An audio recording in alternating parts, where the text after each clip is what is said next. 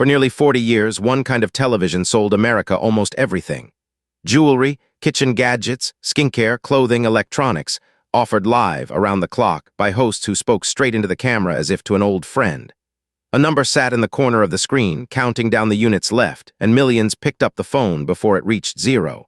But QVC mastered that era so completely that it could not survive the next one. At its height, this was not a novelty. It was a retail empire that moved billions of dollars a year into living rooms across the country, one impulse purchase at a time. It had outlived recessions, the rise of the shopping mall, and the arrival of the internet itself. Then the living rooms changed. The cable box gave way to the streaming app. The remote gave way to the phone. And the audience that had built the empire slowly, quietly stopped watching. On April 16, 2026, the company behind it, QVC Group, filed for Chapter 11 bankruptcy protection, carrying roughly $6.6 billion in debt. This is the story of QVC, a business that mastered one era of selling so completely that it could not survive the arrival of the next. To understand the fall, you first have to understand what QVC actually was, because it was never just a store. It began in 1986 in Westchester, Pennsylvania, founded by a marketing entrepreneur named Joseph Segel.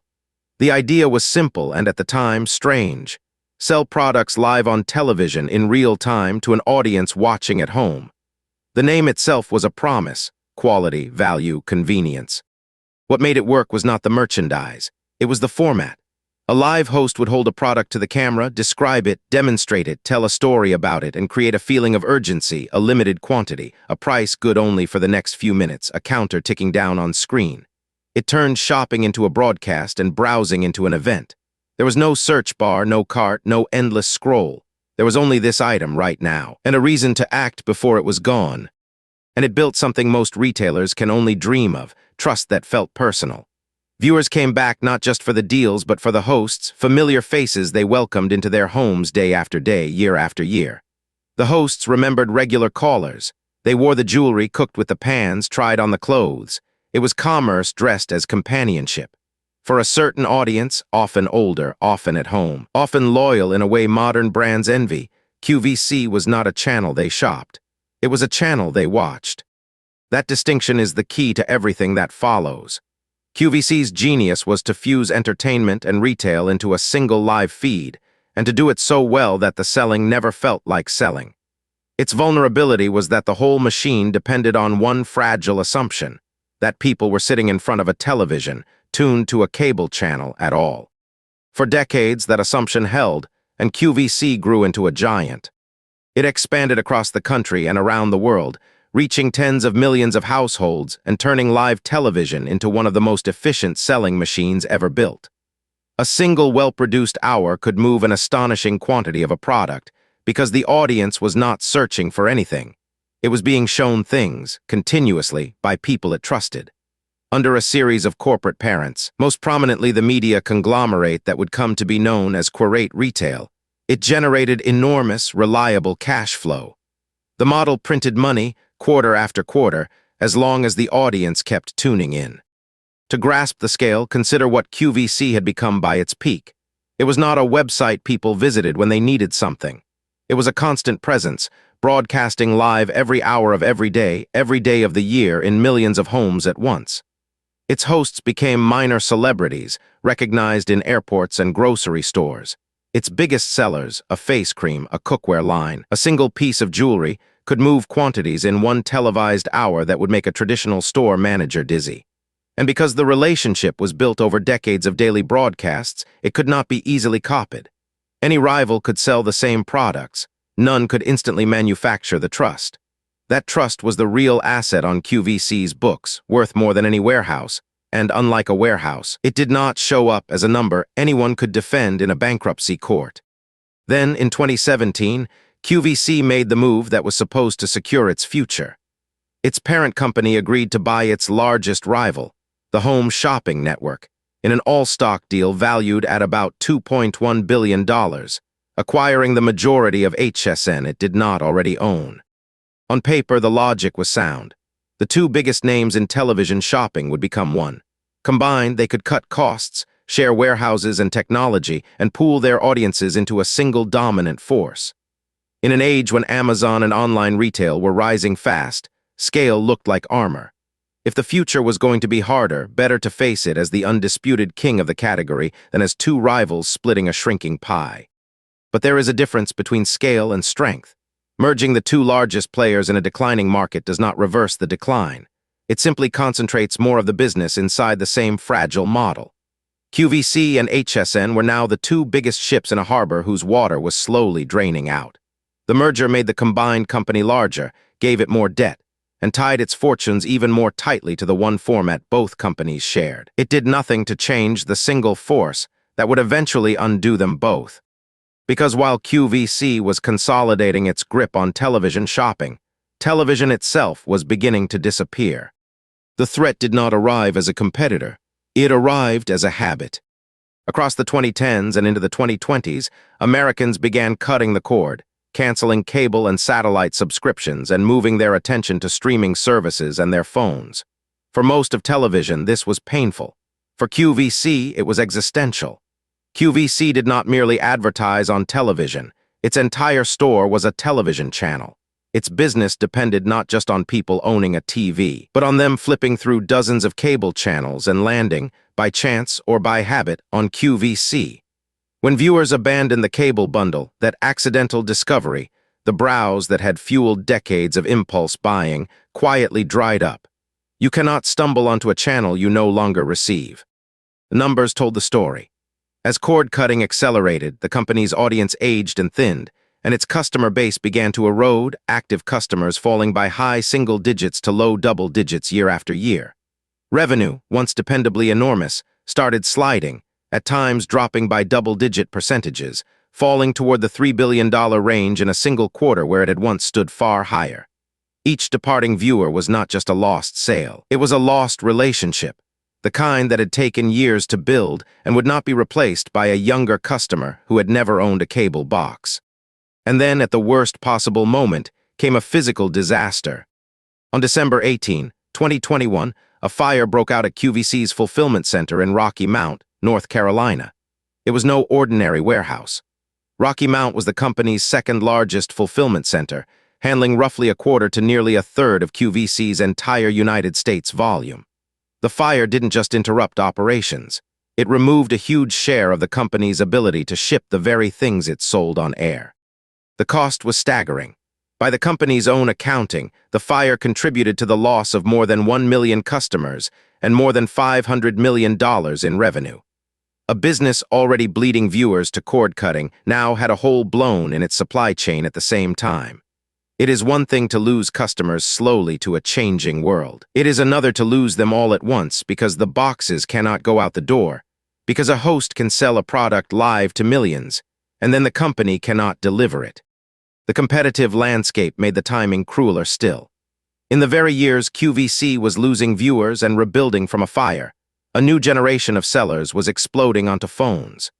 Live shopping had migrated to social platforms, where creators demonstrated products in real time to audiences that could dwarf any cable channel, and where marketplaces raced to bolt live video onto their apps. These new sellers were doing exactly what QVC had done for 40 years.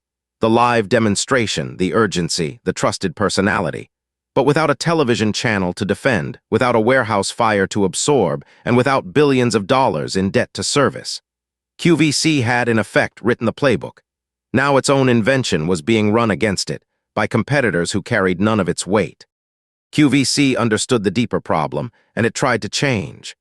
The company launched turnaround strategies aimed at meeting audiences where they now lived, pivoting toward live social shopping and streaming, and describing an ambition to build a leading live social shopping engine that would carry its format onto phones and emerging platforms. It leaned into new campaigns, including one built around 50 women over the age of 50, an explicit attempt to celebrate and hold onto its core audience while reaching for a new one. The instinct was right. The format QVC had invented, a live host, selling in real time, building a relationship with viewers, was in fact being reborn all over the internet on social apps where creators sold products live to millions of followers. QVC had pioneered the very idea now sweeping the world. But it was trying to make that leap while carrying two enormous weights the new players did not have: a legacy business tied to a fading channel, and a mountain of debt. A creator with a phone starts from zero and owes nothing. QVC started from billions in obligations and a shrinking television audience it could not abandon. That debt was the anchor. Across its corporate history, the acquisitions, the payouts, the years of financial engineering under its various parents, the company had accumulated roughly $6.6 billion in funded debt. When business was booming, that debt was manageable, serviced easily by the reliable cash the television model threw off. But as revenue slid and customers vanished, the math inverted. The cash that once covered the debt with room to spare was no longer enough. The turnaround needed time and money.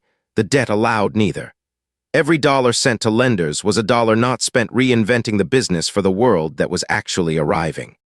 By early 2026, the position had become untenable. And so, on April 16, 2026, QVC Group and 72 of its United States subsidiaries, including QVC itself and HSN, filed for Chapter 11 bankruptcy protection in the United States Bankruptcy Court for the Southern District of Texas. This was not a chaotic collapse. It was a prepackaged restructuring negotiated with lenders in advance, a controlled demolition of the balance sheet. The plan was built to cut the company's funded debt dramatically, from that roughly $6.6 billion down to about $1.3 billion. On July 15, 2026, the court approved it. The terms revealed who wins and who loses when a legacy giant restructures. The lenders and note holders who held the company's debt would receive new equity in the reorganized business, along with available cash. General unsecured creditors, the ordinary suppliers and businesses owed money, would be paid in full. The company expected to emerge with a new $600 million line of credit to keep operating.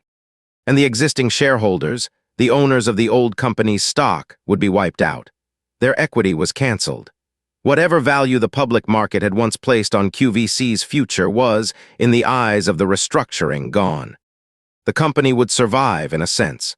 A smaller, lighter, reorganized QVC would keep selling. But the empire as it had existed, the debt-laden, television-anchored giant born of decades of expansion and a $2 billion merger, had reached the end of the line. The QVC story is not one of fraud or villainy. No one was accused of a crime. It is a story about something quieter and, in its own way, more universal. What happens when the ground beneath a successful business shifts and the business is too heavy to move with it? The first lesson is about the danger of a single channel. QVC did not fail because it sold bad products or because people stopped wanting to shop. It failed because its store, a live television channel, was tied to a medium that was fading. A company whose entire business flows through one channel is only ever as durable as that channel. When the channel shrinks, so does everything built on top of it, no matter how skilled the operation inside. Diversification is not a luxury. It is the difference between a bad decade and a final one. The second lesson is about debt and time. A slow decline is survivable if a company has room to adapt. Debt is what removes that room. QVC needed years and capital to reinvent itself for a new era. Its $6.6 billion in obligations gave it neither. Borrowing is a bet that the future will look enough like the past to pay it back. When the future arrives looking different, the debt does not renegotiate itself. It simply comes due. The third lesson is about concentration. The Rocky Mount fire was, in one sense, bad luck. But it was also a warning about fragility. A single facility handling nearly a third of a company's volume is a single point of failure. Efficiency and dangerous concentration often look identical on a spreadsheet, right up until the day one of them becomes a catastrophe. And there is a final, almost painful irony. The thing that killed QVC live selling moving to phones and social apps was the very thing QVC invented. It had built its empire on the idea that a trusted host, selling live, could move enormous volumes of product to a devoted audience.